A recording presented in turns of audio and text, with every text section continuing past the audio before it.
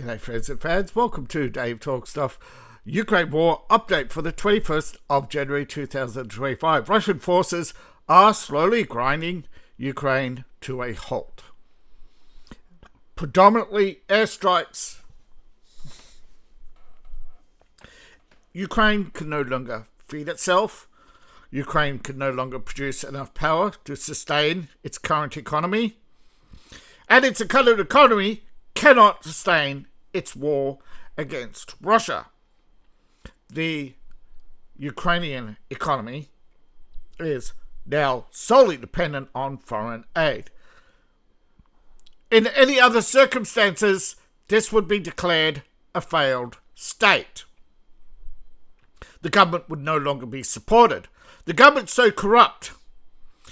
Now, for years, Europe has tolerated corrupt governments in Africa and the rest of the world, and of course at home. So it's no wonder that nothing will get done. The US cannot budge the Europeans on corruption. Most Americans, I believe, right now, would prefer NATO completely withdraw from Europe and let them deal with Russia on their own. We know Russia won't win a war against Europe, but the damage would be so devastating that it will be catastrophic for all parties involved. And Russia will mostly end up occupied by China, and then you have a whole new war to deal with. But many people suspect that is the desire all along. And Europe is playing the long con, that if they hold out long enough, everybody else will collapse and they will come out the victors. Just like World War I, World War II, they, of course, predominantly rely on the Americans to bail them out of their shit. A shit of their own making, of course. It's a shit show of their own making, right? Funding corrupt politicians in Ukraine is nothing new. Europe has been doing that forever in many countries. You give them what they want and they will let you destroy your own country because all the Europeans care about is their fucking benefit, right? Give me my comfort. But let's be honest. Is China any different? Is Russia any different? Is there any country where governments make moral decisions? Yeah. So, before you clutch your pearls and scream about Russian interference, remember all those NGOs are for the last 70 years pushing climate change, anti-nuclear proliferation, anti-communism, pro-communism, unions, global unionization, America's propaganda machine, aka Hollywood, before you lost control of it. And it just decided to be a branch office of the World Economic Forum. In fact, there's the UN. That's interference in the sovereignty of other nations as well. Treaties that we don't vote on, that are forced on us. So the list goes on. And we don't even pick the UN. Well, there's no vote for representatives. And it's the same with the EU.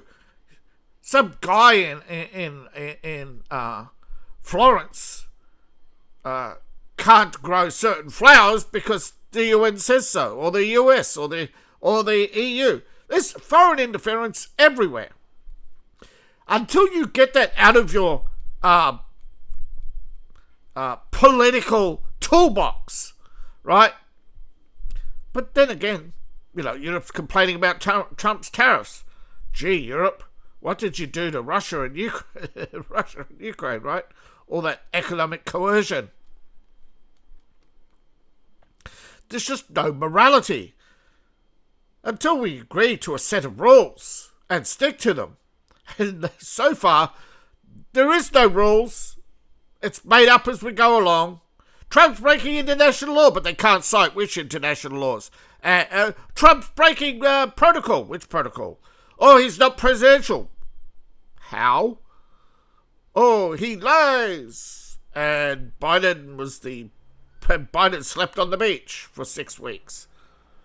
He spent most of his time asleep. He's the most vacationed president since Obama. Obama spent more time on the golf course than any previous president. And a lot of presidents spent time on the golf course. Often, however, just like Trump, meeting with world leaders who prefer to be on golf courses to be seen in public talking with other world leaders. Because, let's face it, politics is perception. It's reality manipulation. Nobody knows what the world economy truly is, or the state of the world at any one time. Everything is estimates and manipulation of figures. Some of these figures are phenomenal. But let's look at reality. Ukraine is losing. Again, it is a large country with multiple power stations, internal and external. They have thousands of people working every day to restore power at any one time. But right now, according to the Daily Night Watch, Ukraine's power is down 60%. Right? One thing you cannot hide, right? Your production of light and energy. It's a glow in the dark, literally, right? North Korea's way down, right? I think North Korea's down 34%. China's down something like 21%. Ukraine is down 60%. Russia's up. Russia's producing more energy, not less. Europe is producing less energy. America is producing less energy. Most of the world, some is due to efficiency. Some is due to, like India and China, less people. Right? They are losing people by the truckload every day. That's the problem with large populations. Right? They're far more susceptible to diseases, mass casualty events, like suicides, unemployment, early death. Ukraine, of course, may, in fact, be losing more people to suicide than the war. It is a casualty even the Ukrainian government itself cannot address. It's culturally taboo. If someone commits suicide in Ukraine, they don't talk about them. They act as if they never existed, because it's a cultural taboo. It's a cultural taboo in the West as well. Many cultures won't deal with the mental illness that is caused by war. Most of the women, it's also a fact that women are huddling together more and more, and it's just taking a toll on society. We never hear about the millions who died in World War II or I from even then. There's no talk of the civilian casualties or the leading causes of death. Right? A lot of people starved to death in World War II. Europe, at least, is trying to prevent mass starvation of Ukrainians. That could be staved off. That is aid I would never ask any country to end. But they have to end the war. Europe is killing Ukraine just to hurt Russia, just to prop up their false economies. Right? They keep telling, America's economy is false. No, America's probably the most honest economy right now in the world. And that's frightening Europe. Because European economies more, 30% dependent on the financial sector, right? That's their profit. They can't make, right? Their companies, all their pension funds will collapse without foreign investment. And that foreign investment predominantly comes from America and China. And that's the proxy war in Ukraine is to drive out the Russians and other Eastern Europeans so that they can sell more to China, because China is willing to pay in hard currency for anything and everything. China's desperately pushing more and more investment into Europe, but they have less and less to invest in, right? Most of Europe is mined out or too deep to mine, which makes it too expensive. I forget the ratio, but the deeper you go, the hotter it gets. So you have to pump more air in. It costs for every degree of cooling, the percentage of electricity use goes up, but the world price and world demand, while Russia and parts of Africa still have what you would call surface minerals, less than 100 meters. Most is mined out around the world, but there's still lots of minerals within 1,000 meters of the surface, right? You think 1,000 meters, that's huge. That's a massive, you imagine, right? If you look at us, the surface, we barely ripple on the surface. Yet, that's the surface. That's 1,000 meters, right? There's a lot of materials. But of course, a lot of it needs processing. And a lot of these materials are, unfortunately, radioactive. Contaminated with radioactive materials. Now, there's a little entire layer under the earth of radiation dust belt. So, mining Ukraine is going to be the only solution. So, don't think, right, that Europe went into Ukraine, basically funded their so-called independence simply because they were being moral and upright and standing. Because as soon as Ukraine ousted its illegal government, which was not illegal, it was duly elected, but Europe never certified the election. So in Europe's eyes, it's an illegal election, right? But every election since, right, has been rigged and kept 35% of the population, well, some say higher, out of the election because they were ethnic Russians. They were deemed foreign citizens. So these foreign citizens decided to set up their own country and stop the Ukrainians from stealing their resources. Just like Canada, where Alberta and Saskatchewan and others don't see the majority of their wealth go to their nations. They go to the liberal pension funds and the unions and their high-paid teachers. And without the high-paid teachers, liberal governments wouldn't win elections.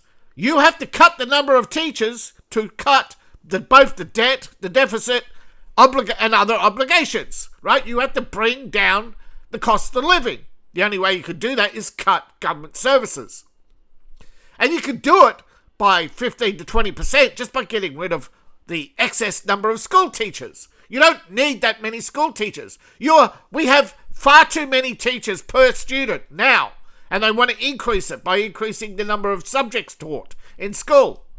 Right? You saw what happened in China. Their states collapsed under the weight because they had something like 15 teachers, right? Sorry.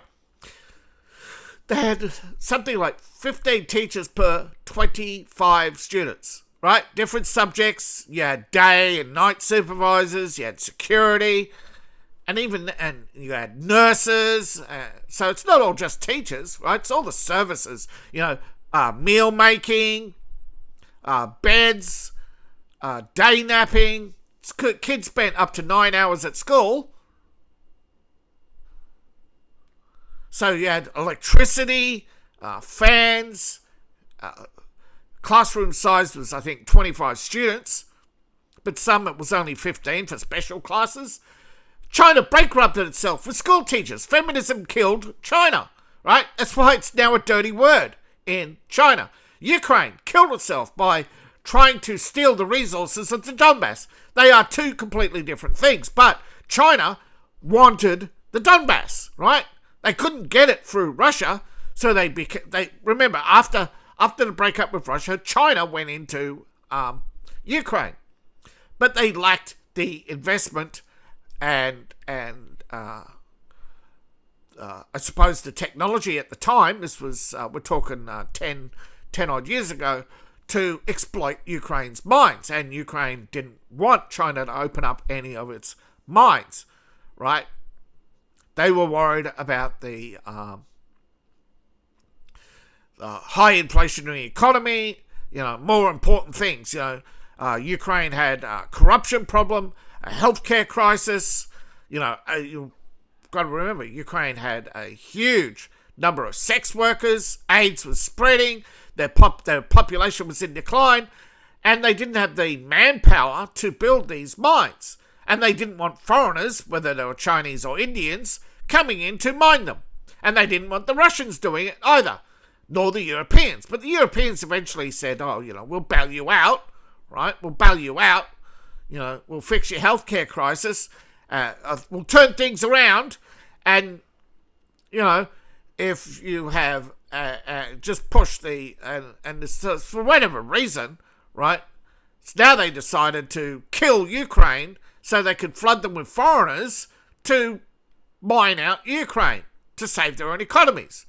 Once you figure out that this is just and America wasn't involved in this, by the way. You see it with France, UK, but it was until Biden, Obama, may have been behind the coup, right? But he did it for his European allies. He did it for his masters at the WEF, right? But I'm sure, that American investment and American loans were going to finance everything. So don't think, totally innocent.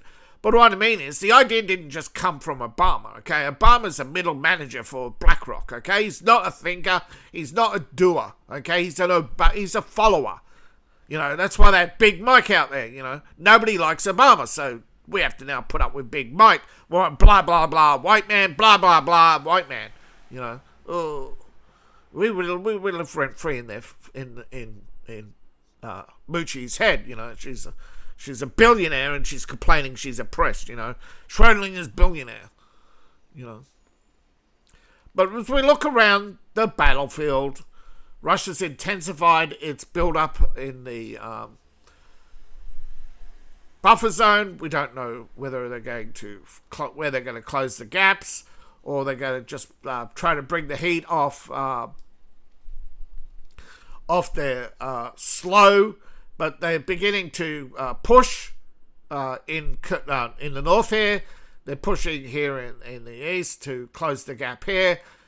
They want to deny Ukrainians mobility to force them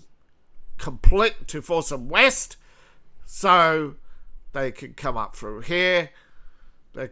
Ukraine can't do anything. They have to come through here, and they'll be constantly under bombardment. They will grind the Ukrainians down, and eventually, once there's enough Russian troops in the area, they could supply with ease, right? Be more protected from missile attacks, protect their supply lines better. But Kupiansk has nothing really to offer. It's just a buffer zone, right? But initially, it was a bear trap, right?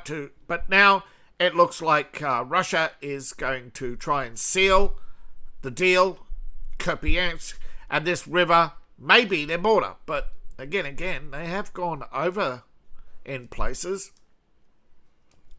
So again, we don't know exactly where their border is, but you can see in most places, this is where they're headed, right? It's where they're headed. Where Ukraine should have. Many commentators at the Institute of War have said Ukrainians, the moment that the line collapsed here, should have had the line here, right, all the way through. Instead, they relied on this. Now, so far, this has actually slowed the Russians down, right? But the Ukrainians' excuse is, right, we've held back the Russians for two years. All we have to do is hold them back, for a little bit longer. But exactly how much longer? Because you're already 100 billion in the hole, right? Every year that goes up by 100 billion, right? Soon overall the cost of the war will reach 800 billion. Plus you've got to add to that the 800 billion of cost of rebuilding Ukraine, plus the 56 billion a year to pay for the Ukrainian government. 56 billion. Let that sink in. 56 billion a year, right? Because their GDP now is so low, right, that they can't even fund their own government. Their GDP's fallen to 27 billion. Now, Ukraine claims, of course, it's 127 billion, but don't forget, 100 billion of that is foreign aid. Countries do count foreign aid in their GDP. This is the great scam of the millennia. Aid, because when they count aid as GDP, they print money, right? So they don't use the foreign money on their people. They send out the paper money to their people, right, through the banks. They make them borrow it, right, and then the government just sits there and buys weapons and builds themselves mansions to stay in power. Now, of course, a lot of these are imported materials, so their country never benefits, right? Because if the country benefits and grows, they no longer have foreign aid, which means no longer they have all these holidays to Europe, all these quangos where they go to WF every year and talk about how we're going to fundraise. No. Foreign aid is a scam on both sides of the fence for the recipients and for the NGOs involved in the donations. The only people who don't benefit, of course, are the taxpayers who lose out on goods and services because the government's excessive taxes and giving everything away to billionaires in other countries. How do you think India got so many millionaires and billionaires? Same with China. Where did all that foreign money come from? All those foreign investments. Of course, they all justified by saying, oh, look, we pulled the Indians and Chinese out of poverty. They weren't in poverty in the first place. You just changed the rules to put them in poverty so you could create more foreign aid recipients. And then to get so many people out of poverty, China just changed the rules again of poverty and lowered the amount that you get per year. So just enough to make sure that countries like Ukraine are not in poverty. Oh, Russia's just launched more attacks here towards Lyman. So they definitely want to close, at least as we go, close the gap to this far, right? Which means the Zelensky line is definitely in the firing line. And so when Putin says that he wants to liberate Donetsk, he means it, right? This is just a buffer zone, to come down here. And then from there, like I said, they're going to try and sweep through here while the Russians, hopefully if by the time they come down to here, this is Russian thinking, of course, the strategy is to cap this, right? So the Ukrainians cannot fight north and will be too busy defending east and south. So the Russians can come around, right? That puts all of this on a two-front war. That puts all of this on a two-front war. Three fronts, one, two, and then eventually three as they come round. And they'll encircle them, right? Then close the cauldron. It'll be a big encirclement. And Ukraine will lose between 100 to 200,000 men, because by the time it's all said and done, it's going to be achieved peacefully sooner, and Ukraine would be rebuilt. Well, rebuilding would be started in Ukraine for much less. But of course, profit is the only margin call that European leaders respond to. They're psychopaths. They have no morals. They have no care, no concern, right? In some parts, you would say, yeah, of course they do. They can't. If they got sad or they'd be paralyzed over every disaster. But the problem is that they don't have a moral compass. So any moral decision is merely one of convenience for voting.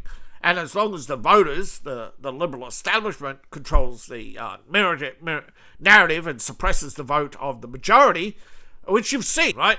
In Germany, the majority vote oppressed, right? 30% of the vote magically disappeared. France, 30% of the vote magically disappeared, right? Macron should not be president, right? He lost. He only got 27% of the vote. Now, but of course, magically in the runoff, he gets magic numbers, every time, because this is the Algerian vote. This is the scam of the century, where foreign votes and mail-in votes and all the foreigners brought into the country But France says, we need them for labour. But back in the 60s, they were telling us, there are too many people in the world, have less babies. So this is all lies, right?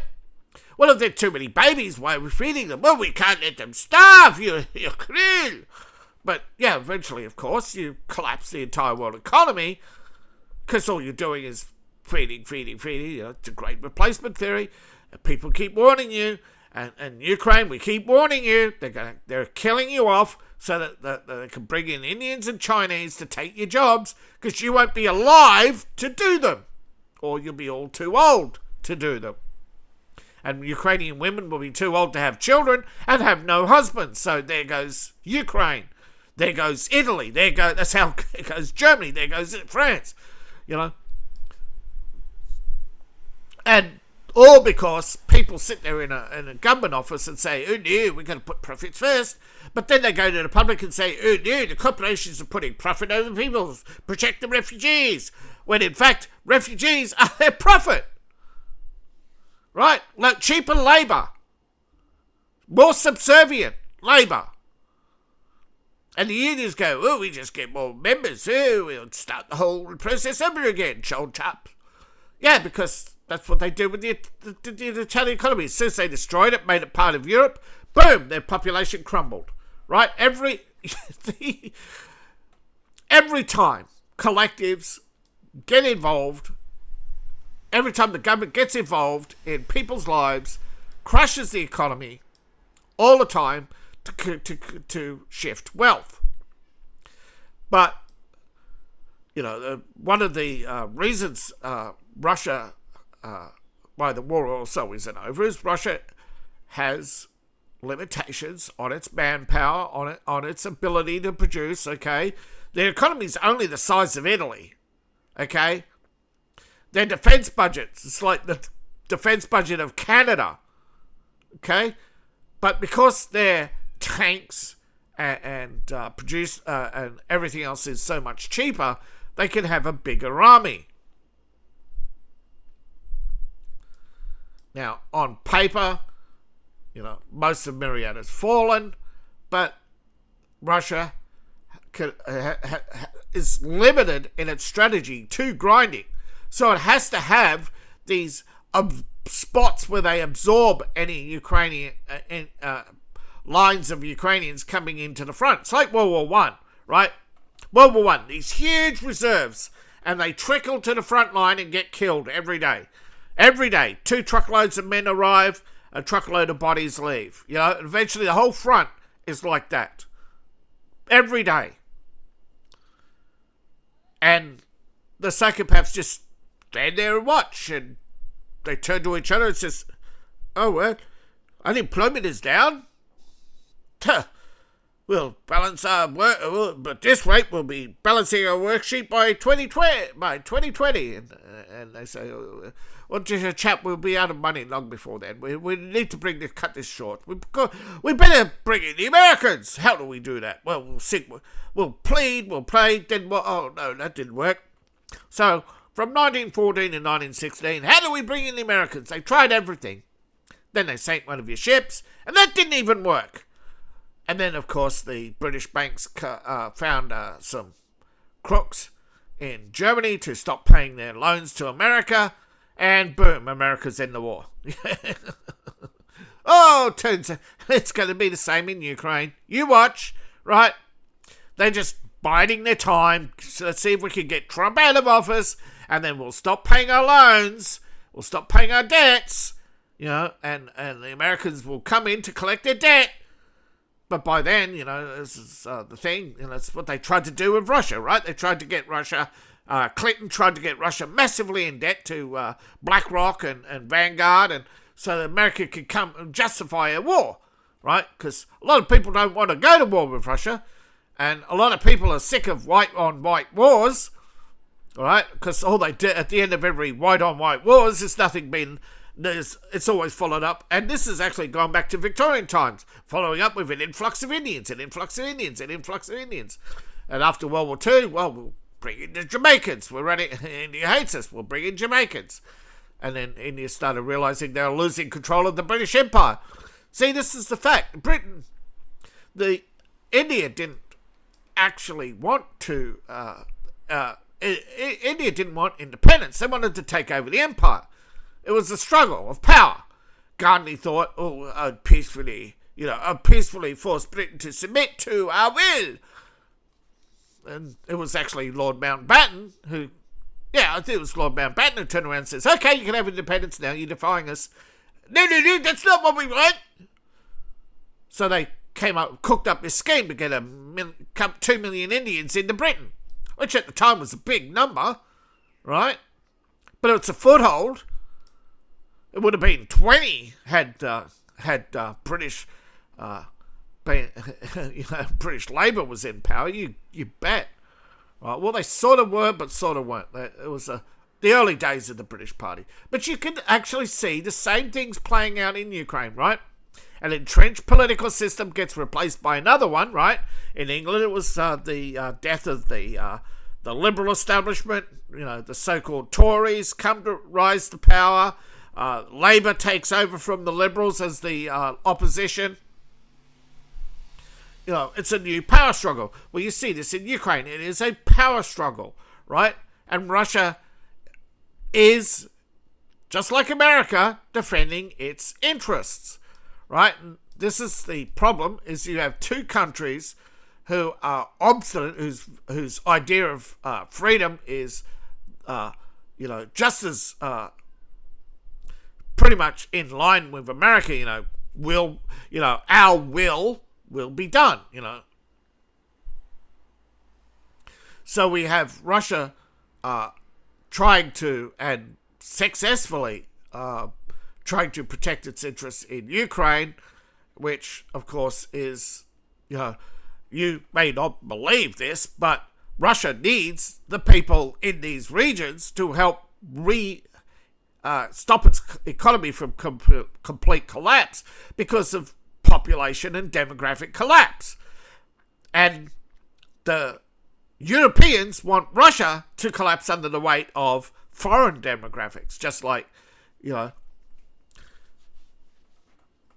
But of course, European countries are now realizing that as the economy, right, the longer this war goes on, their economies, particularly the green economy, ain't working out. Their false economy is not translating into a cash flow, right? These economies all depend on cash flow.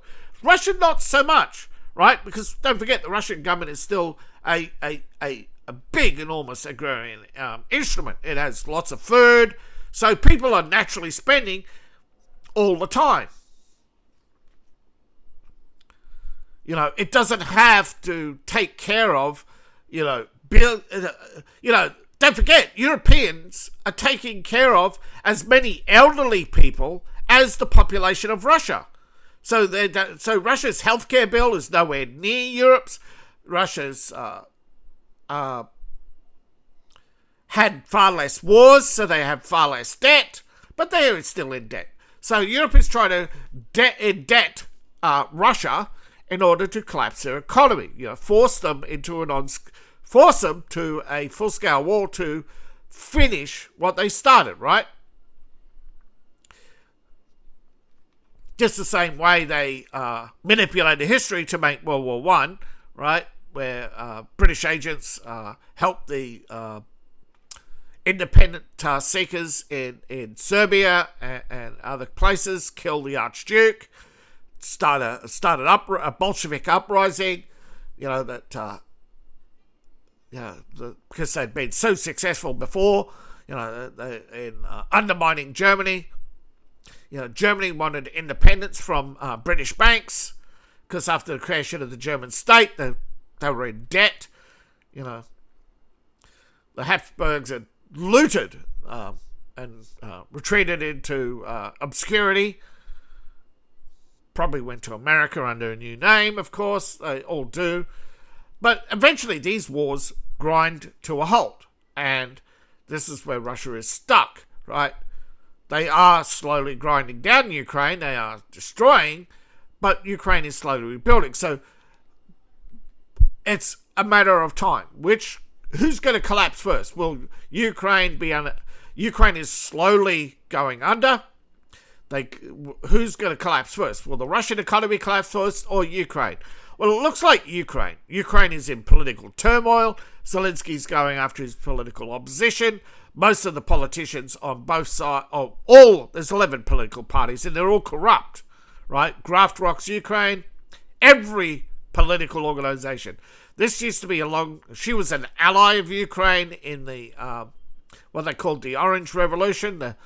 Right, she was a poster child for the Ukrainian overthrow of the pro-Russian leader in order to replace them with a pro-EU leader back in 2004. But these massive protests that against Viktor Yanukovych are what encourage, this is a revolution that they're trying in America right now. The protesters want to overthrow Donald Trump. Right, they overthrew Nixon. That was a coup, right? An illegal. But America has sort of made coups legal, so all Trump could do is try to stop the protest from spreading while the rest of the people look on and don't realize that you are the ones who stop a revolution, right? It's up to you, right? You have to realize that if you continue on this path of constantly protesting against your government, you end up like Ukraine, where you have death, destruction, war, and your neighbours spying on your neighbours stealing from each other, they rob and rape your kids, they'll do anything for money, drugs, vice, Ukraine has completely lost its head, and yeah, that's what Europe wants for America though. They want your economy, they want your best and brightest to return to Europe and make Europe great again. So don't think Europeans are on your side. Everybody is out for themselves. Except for the little countries. They just cling to who's ever the most powerful and say, we love you, Daddy. And yeah, a lot of people do resent Australia's position in the world. But, right now we hate our Prime Minister more than we hate... we hate our Prime Minister, right? He's selling... We wanted to be independent, so a lot of Australians protested against America. But now that we see that if you protest against America, you just suddenly find yourself controllable by China, because that's what the left does. You got to realise that eventually, one day, you're gonna have to reconcile your lease and go, right, anything left of Reagan is outlawed, right? Gavin Newsom, Tim Walz, all these others, either mass deported to Canada or whatever, back to Europe. But you just can't live like that. You just can't live with the constant threat of revolution. Now, Lavrov believes that Europe doesn't want a settlement, right? That Zelensky is not the only obstacle to peace. But a peace deal won't solve the deeper problem, and that is the ideological, right? Ukraine sees its independence as something they have to exercise willfully all the time, right? If there's any that they have to defy everybody and all the time, right?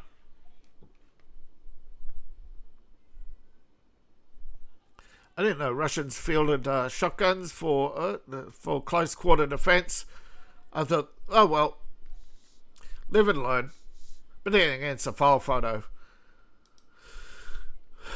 But like I said, Ukraine is in deep shit. 100 million.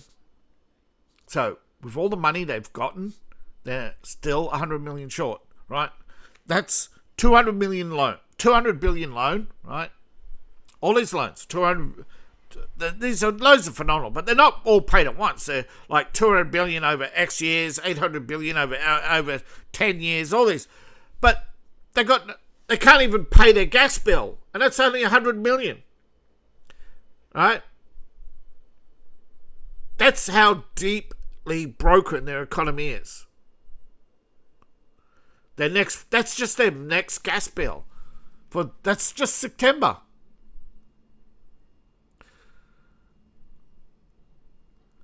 Oh no, it does say yeah, but right.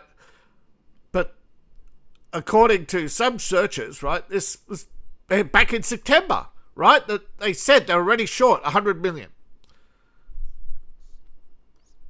They need $60 billion to restore its energy system. Right? The emergency funding, right, is short by $1 billion, right? Now, this is an army. We'll go back here. Some 4,000 apartment buildings today without heating. That's more, right? Not less. So this is a net, right? Net, approximately 600,000 have been evacuated from the capital since the shutdown of their reactor, right? They've had to shut down reactors. They've had to, not completely, just lower energy production because they have less external energy to fund the right? They have less energy for cooling of their nuclear reactors. The nuclear reactors are now a liability, draining energy. It takes more energy to cool their reactors currently than the output, right? But they can't raise output because they have so many power lines down.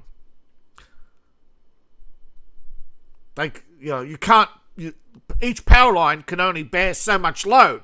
If you destroy all their high load-bearing power lines, those reactors have to be turned off or at least lowered because you can't have the electricity back up. It creates heat, right? You got to draw off the heat.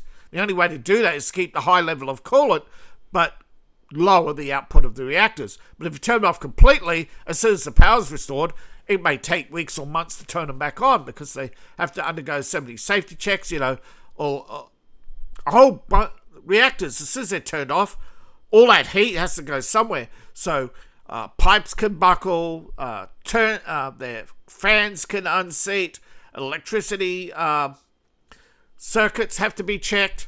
As long as they're running, they know they work. The fault detection systems are only work while the system's on. As soon as it's turned off, all that heat can do lots of damage to the system. It's so complicated. Right? Control rods, they have to slowly build reactors up to operational energy. Right? You can move too fast, you lose control and melt down. So each day they have to bring it up by a small percentage until they reach proper, and that takes energy. So they have 68 repair brigades and more than 1,400 emergency stations, and that's just for Kiev, right? And it's not enough. Zelensky's called for tougher sanctions on Moscow to curb their military production, but it's India and China. What are you going to do, Zelensky? They'll enter the war against you, and you're fucked, right? It'll turn into a world war, and Europe will have to decide, if China decides to pull the pin, no, Zelensky's dead. He's a dead man walking. He's a buffoon who has no foreign experience and is propped up by the threat of American arsenal. Without the threat of American arsenal, Russia probably would have redlined Ukraine.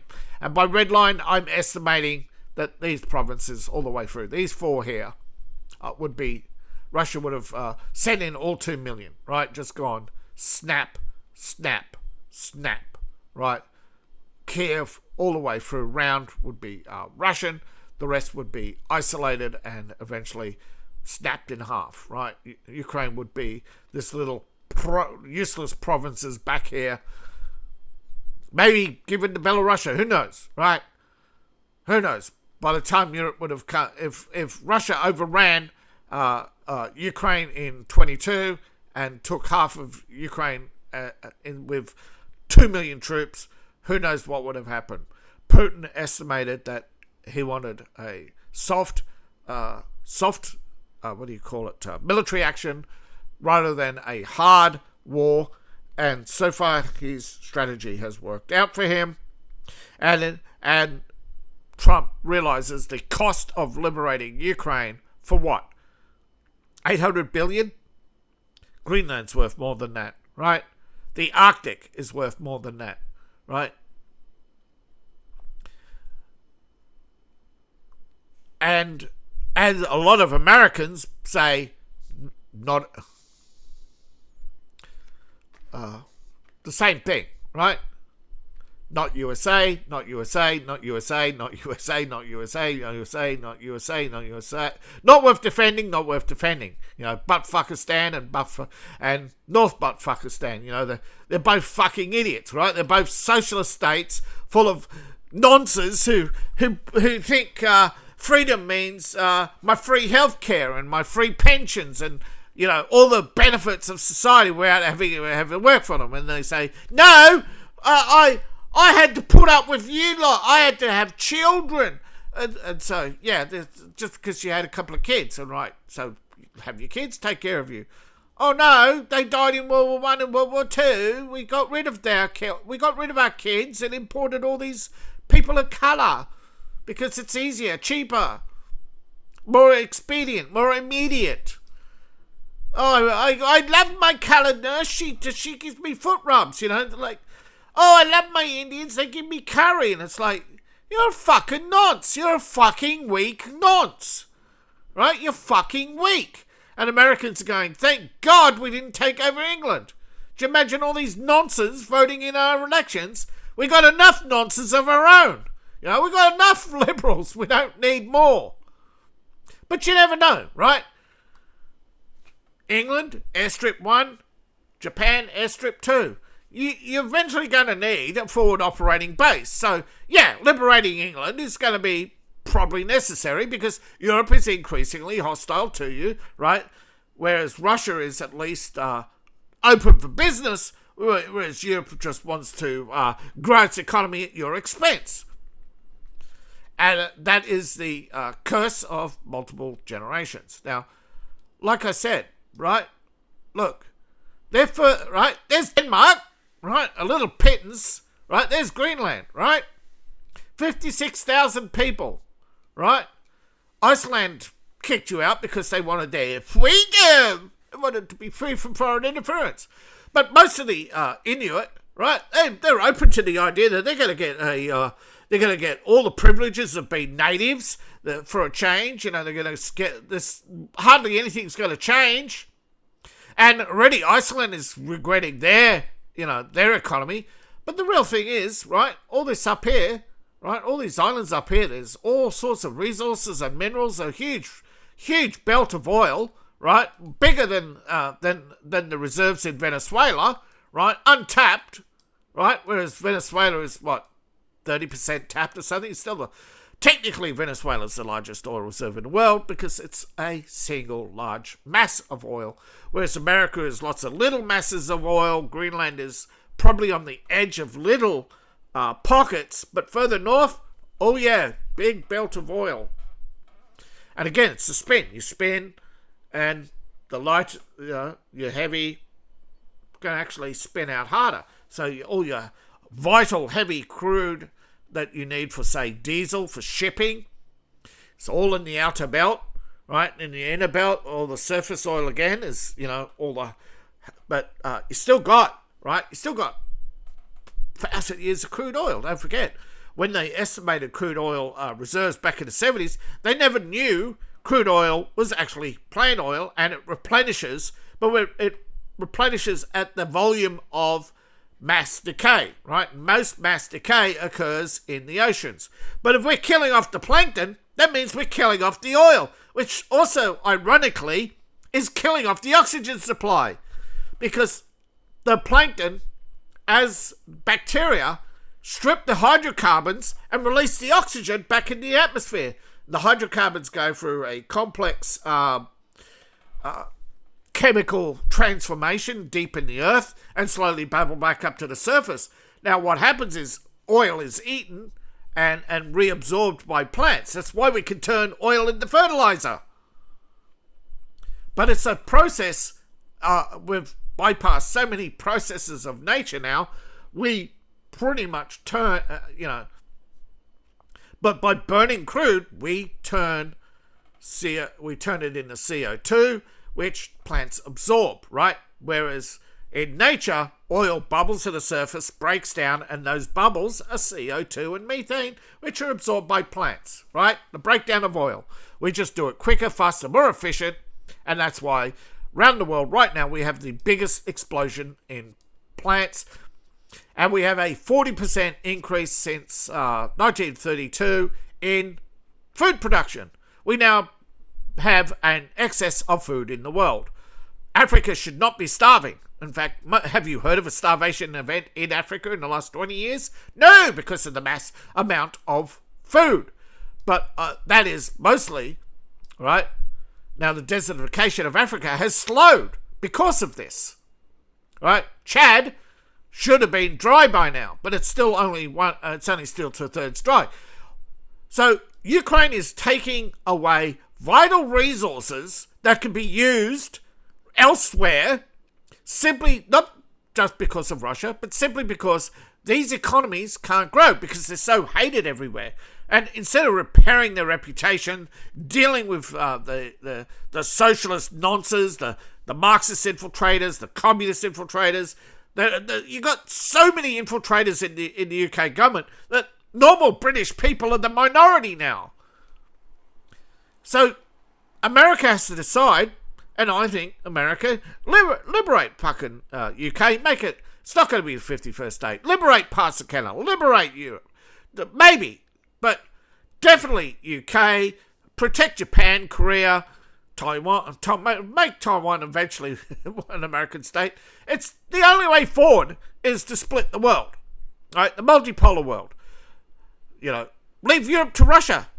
You know eventually, right? That Europe has always been an arsehole, right? The seven powers used to include Russia, right? Eastern Europe. And so if it wasn't right now so much hatred of Russia, Eastern Europe wouldn't be part of Europe. They'd be part of Russia. There wouldn't be any talk about breaking up the Commonwealth of Russia. There'd be the talk about taking over Europe, slowly and surely. That would continue. Perhaps it is. Perhaps it is all a long con. Eventually, people's cards have to come on the table, as Machiavelli said. Eventually, you have to tell the truth. But along the way, keep your enemies deceived for as long as you can.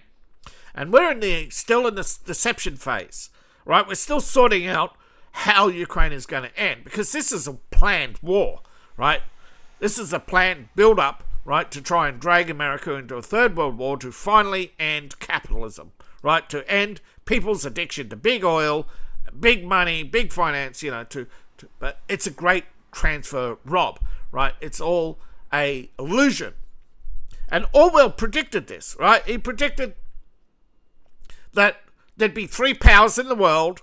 The Russians would control Europe, the Chinese would control Asia, and America would control the periphery, right? India would be a battleground as well as Africa, right? And lo and behold, we are seeing this play out. Of course, India, however, wants to be one of the dominant powers, but technically nobody likes them, whereas at least there is some